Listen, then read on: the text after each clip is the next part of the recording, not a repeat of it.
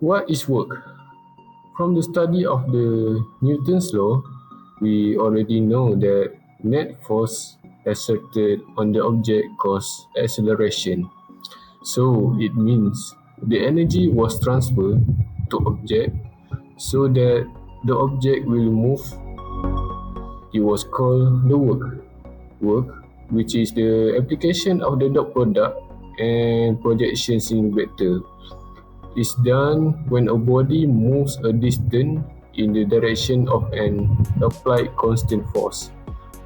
So the unit of work is joule, and the formula that we usually use to calculate the work is force time distance. And when we want to calculate to against the gravity, the formula will be m times g and times d. And when to calculate the against the friction, we will use the formula frictional force time distance. And now we will move to the sample question. Now, let's look at the question. We will calculate the works done against friction for a given scenario. We will proceed through a direct step-by-step solution. Here is the problem statement. Ali is renovating his room and needs to move the bookshelf.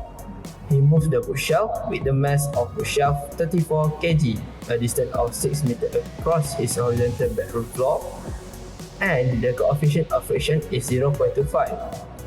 The acceleration is 9.8 meters per second. Find the works done against the friction.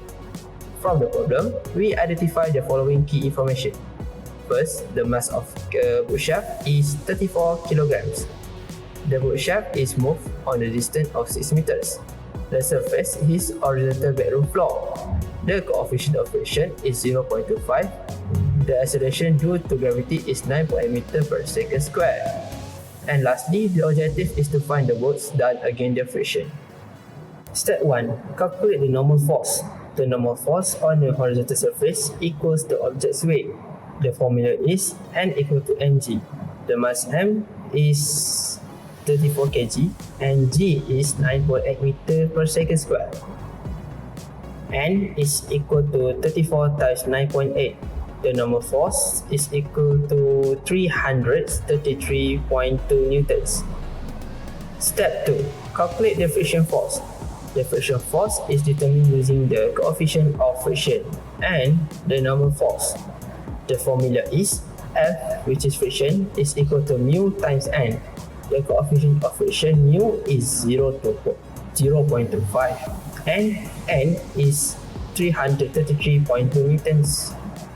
Friction is equal to 0.25 times 333.2. The friction of force is equal to 83.3 newtons. Step 3. Calculate the works done against friction. Works done against friction is the product of friction force and the distance. The formula is works equal to friction times d. The friction force is 83.3 newtons and the distance is d, which is 6 meters. Works equal to 83.3 times 6. The works done against the friction is equal to 499.8 joules. And finally, the total works done against the friction to move Ali bookshelf is 499.8 joules. What is energy? So, in mechanics, energy is the ability to do work, and it plays a key role in understanding how objects move and interact. There are two main types of energy, which is kinetic energy and potential energy. Kinetic energy is any moving object has kinetic energy depending on its mass and speed. And for potential energy, it means store energy based on an object's position. So to calculate the kinetic energy, we usually the formula 1 over 2 times m times v square. And to calculate the potential energy, we will use the formula m times g times h. And now we will move to the energy question. Okay, let's take a look at the example. Question 1. A professional bowler rolls a bowling ball with a mass of 5.5 kg at a speed of 7.5 meter per second. Calculate the kinetic energy of the bowling ball. Let's take a look at the solution. Step 1.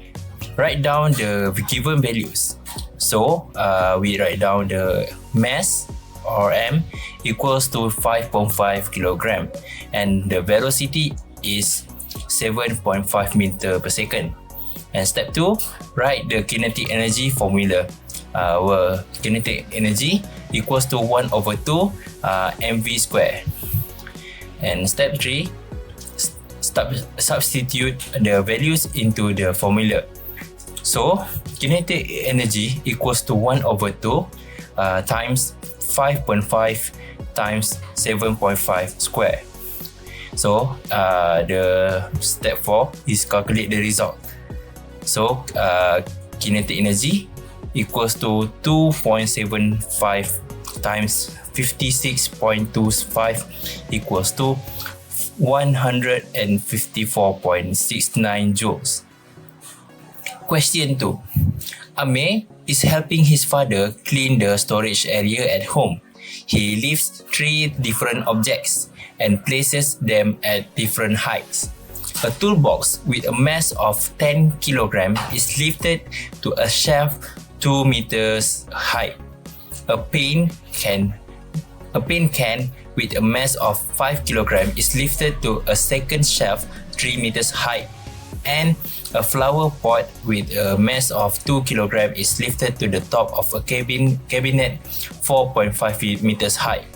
Calculate the potential energy for each object at its final height, and also if the toolbox is brought down halfway from 2 meter to 1 meter. What is its new potential energy and how much energy is released? Now for the solution. Step 1. Calculate the potential energy of each object. The formula for potential energy is mgh. Now we calculate the potential energy for toolbox. So the answer is 196 joules, and for the paint can is 147 joules, and for flower pot is 88.2 joules. If the toolbox is brought down halfway from 2 meter to 1 meter, new potential energy is equals to 98 joules. So the energy released is 98 joules. And now, what is power? Power is the rate at which is being done or the rate of using energy. It tells us how fast energy is transferred or converted. For example, if 1 joule of work is done in 1 second, the rate of working is 1 watt. Other than that, if a machine does 2000 joule per second, it means its working rate are 2000 watts or 2 kilowatts. And the formula that we usually use to calculate the power is joule over time. And the other formula that we can use to calculate the power is mgd over time. And now we will move to the power question. Question 1. An elevator in a 5-story building has a mass of 600 kg. It is lifted vertically from the ground floor to the top floor, covering a height of 20 meters in 50 seconds. Calculate the average power rate of work required to lift the elevator. For the solution, step 1, write down the given values from the question. So mass of elevator M equals to 600 kg. Gravity G equals to 9.8 meters per second squared. Distance D equals to 20 meters. And lastly, times T equals to 50 seconds. Step 2. Write down the power formula. The power formula is mass times gravity times distance divided by time. And lastly, substitute the values into the formula. The 600 times 9.8 times 20 divided by 15. So the answer for the average power is 7,840 watts or 7.84 kilowatts. And now, this is the end. So, the conclusion that we can make from work is done when a force causes an object to move in the direction of the force. It is a measure of energy transfer, and if there is no movement or the force is perpendicular to the direction of motion, no work is done. And for energy, we can state that energy is the capacity to do work. It exists in various forms such as kinetic energy and potential energy. Other than that, energy can be transformed from one form to another, but it cannot be created or destroyed. And lastly, power is the rate at which work is done or energy is transferred. It tells us how fast energy is being used or how quickly it will be complete. Power also is measured in watts, and a higher power means the task can be complete in less time. And that's all.